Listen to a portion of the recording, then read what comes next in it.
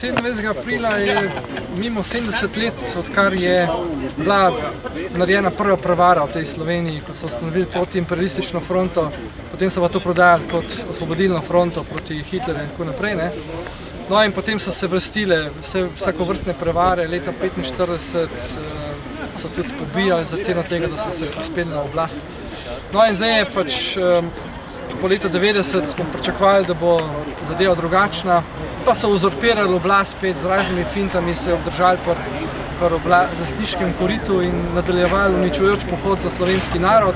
Veste, kje smo danes, v proračunu manjka 200 milijonov evrov mesečno že za izplačilo tekoče javne porabe, kar pomeni, da smo pred bankrotom. Seveda pa očitno v Evropi nekdo drži štango in daje na lepe oči te kredite, katere bo treba vrniti. In ko ne moreš vrniti, potem se lahko na ta račun vzame, ne vem, Luko Koper, kar je še ostalo vitalnega za slovenski narod. No in mi pač čutimo to potrebo, da se ta zadeva ustavi, da se prekine ta norija njihova, jaz se temu rečem razbojniška. Imenujem jih pa tudi seveda udbo-kapitalisti, ki so se previli iz udbo-komunistov po letu 90 v udbo-kapitaliste.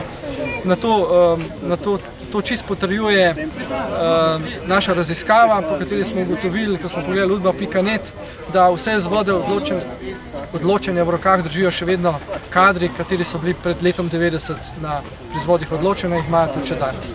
No in v ta namen smo pripravili program, tam v knjigi je zapisan, knjiga se podpisuje, program narodne enotnosti zedinjena Slovenijo, v 7 točkah pa seveda predstavljamo oziroma dajemo pobudo, kako teh 7 točk uresničiti, da pridemo iz te blodnje v temi.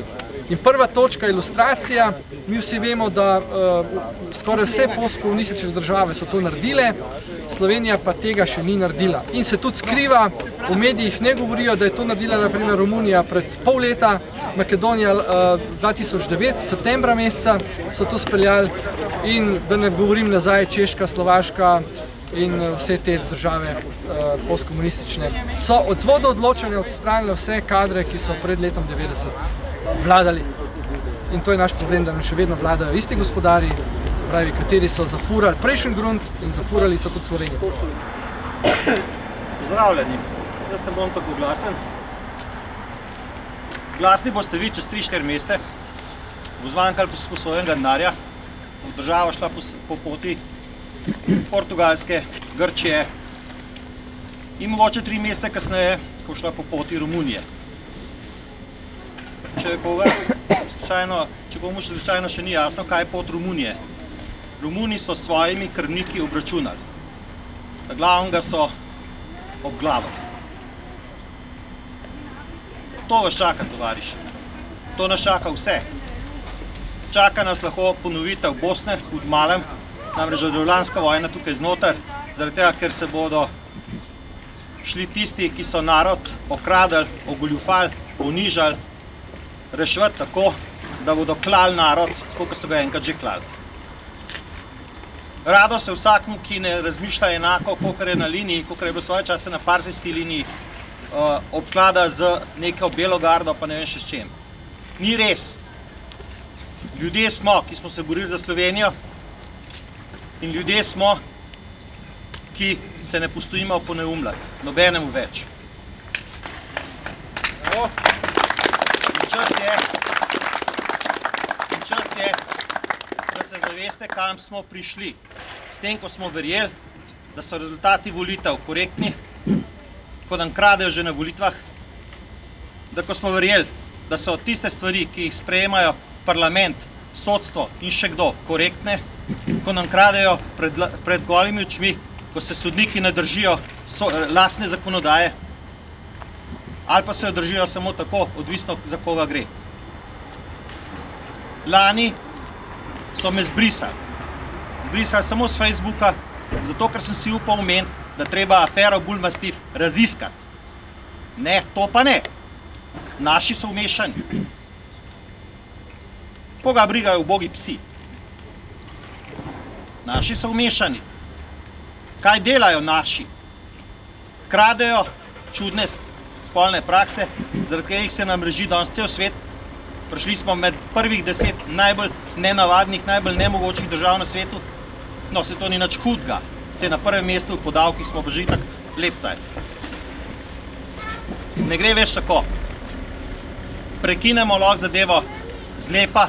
Danes smo tukaj zato, da pozovemo tiste, ki nam zadnjih 20 let krojijo življenje, da odidejo zlepa, da razpišejo svobodne volitve in da medijem pozovejo, da dajo vsem opcijam možnost predstaviti svoje programe. Ne več po sistemu rdeče-črno, belo, rdeče ali kakorkoli že, ampak po sistemu, kdo ima konkreten program za izhod iz krize. Kučan trdi, da ga nima. Turk je včeraj povedal, da ga nima. V parlamentu razlagajo in pred vami novinarji razlagajo, da ga nimajo. Zakaj pa ne stopimo skupaj tudi tisti, ki ne mislimo enako enosmerno, pa damo skupaj programe, pa vidimo, kdo ga ima. Ker če iščemo samo to, kdo ga nima, nismo prišli nikamor. Hvala. Na tem mestu bi pozval vse vodje civilnih iniciativ, združimo se, najdimo skupne točke in naredimo temu danes ali pa jutri konec. Najprej bi opozoril na eno malo nedoslednost pri programu. Namreč govori se o pravni državi. Zamenjajte pravno za pošteno. Ker pravniki zavestno nočejo vedeti, da je pravo tisto, kar je prav, to se pravi pošteno. Mimogrede, najbolj pravno državo je imel Hitler, ki je zakonito pobijal Žide in Slovane, in Stalin, ki je delal še slabše, da ne govorim kaj o gulagih in tako naprej. Še eno reč bi povedal, namreč država. Država smo mi, država je ozemlje, država je gospodarstvo. Tisti, ki delajo narobe, so državna oblast in ti kradejo, ne krade država. Prav pa je, da so nam državo pokradi, namreč nas so pokradi. Bistvena zadeva ni v tem, da nimamo pravne države. Problem je v tem, da so legalnost spremenili brez legitimnosti in ukradili so narod. Kolega je povedal, da so nas pokradili. Se pravi, mi nimamo kapitala. Kdo pa ima kapital? 80 do 90% kapitala imajo bivše strukture. Komunistični podmladek, taki ali drugačni obliki. Pa že privilegije imajo. To je bistvo. Kapital je le eden produkcijski faktor. Drugi so tudi delo, zemlja, se pravi znanje. Bistvena zadeva je, da so vse ostale produkcijske faktorje razvrednotili, ampak oni v osnovi sploh nimajo kapitala. Kapital so ukradli in je fiktiven. In na račun fikcije ustvarjajo obresti.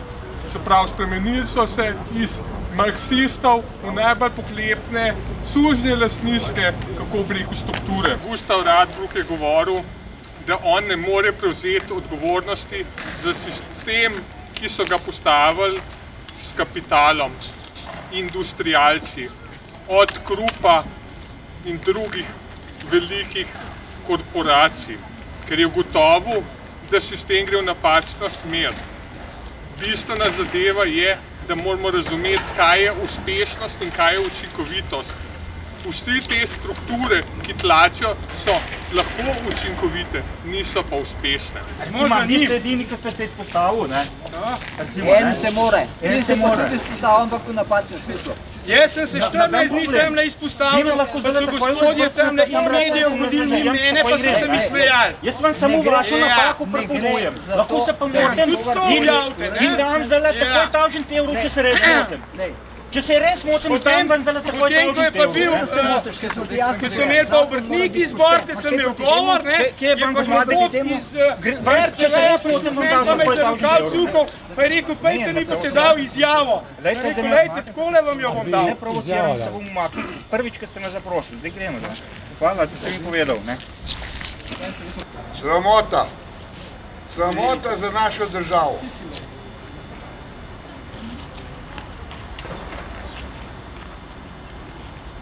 Ob samosvojitvi so nam obljubljali Švico, ampak od te Švice je ostal samo Švic. Žal za večino nas. Ja, oni imajo hujške Švico. Na naš račun so si jo naredili. Ja, ponovadi že parkrat sem bil že. Jaz bi, ne vem, take ljudi, kot je gospod Rohar, jaz mislim, da je takih tudi manjko, zelo manjko. Samo, da ne bi razpravljal o teh zakonih, jaz bi sam se prvega reda. Imate svoje država samo ni bilo. Samo najin zakon je tisto, kar smo se mi dva dogovorila. Prav, če mi 20, oziroma bi čez teh 17 ljudi, ki je zdaj že predpisalo, prav nek zakon nekomu usili, ne. To je isti direkt, kukor je Sarkozy zdaj recimo šel Gaddafija bombardirati, pa si sprot v avionu še zakon zmisli, po kakšnem zakonu mu bo vse pokradil, po kakšnem zakonu bo temu na glavo spustil, po kakšnem zakonu je ta terorist in tako naprej. Zakon mora biti tak, se pravi, da ga vsak sam sprejme. Ne. Jaz ga sprejmem nek zakon zaradi tega, da bom preživel. Vi verjetno pa tudi, ne. Oziroma, da bomo bolje preživela. Ne. Vete, tak zakon, ki ga bojo vsi sprejeli, kot ste vi rekel, ni. Važno je, da je zakonodaja poštena in to je bilo noter povedano. Poštena zakonodaja se pa ve, kaj je. V srcu jo čutimo, tudi narodno zavedni ljudje pa sploh. Dajte, jaz vas zelo cenim, Ko smo že tukaj se zbrali, Ne, jaz se bom samo na to prvo stavil. Jaz ko imate prvega reči, gremo pa na naslednjega, ne. in moram vam povedati, Glejte, da sta zdaj, moji če- kolegi, Črnogledi ki humoristi. Dajte, ni tu, izrazito- nisem jaz. Lahko je sram medije, kar delajo z ljudmi in kakšne informacije nam sporočajo. Samo negativne, o pozitivnih sploh ne znajo več nič povedati, čisto nič. Ja. o mojih knjigah že ne bojo poročali, ker to je izrazito pozitivno za slovenski narod. Poročajo samo tisto, kar lahko, kar smejo. Ja, seveda, kar jim je dovoljeno. Uredniki pa pač dobivajo navodila po telefonu, kaj smejo in kaj ne smejo, ne? Ja. In to je javna radiotelevizija, ki jo vsi mi financiramo. Bravo! Čista desetka!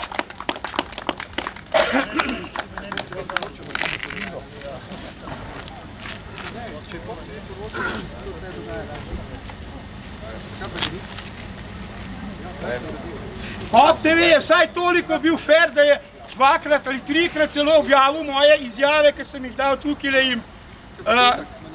Mislim, kar se pa tiče RTV-ja, pa sramota, poden od podna, ni kaj. Škoda, da ste sploh tam, neki raziskovalni novinarji, pa ne vem kaj, raziskujete pa kaj, sami sebe. Ja, režimska, ja, točno tako. Kar greste, mediji. Raziskovalno novinarstvo je že 10 let mrtvo. To vemo vsi. Ja, bi radi spet, da bo bolj vezan, pa ne vem kaj deli. Lahko kar greste, mediji, kar. Ne bo nič. Tam pejte rit liza tonim urednikom vašim. Ja.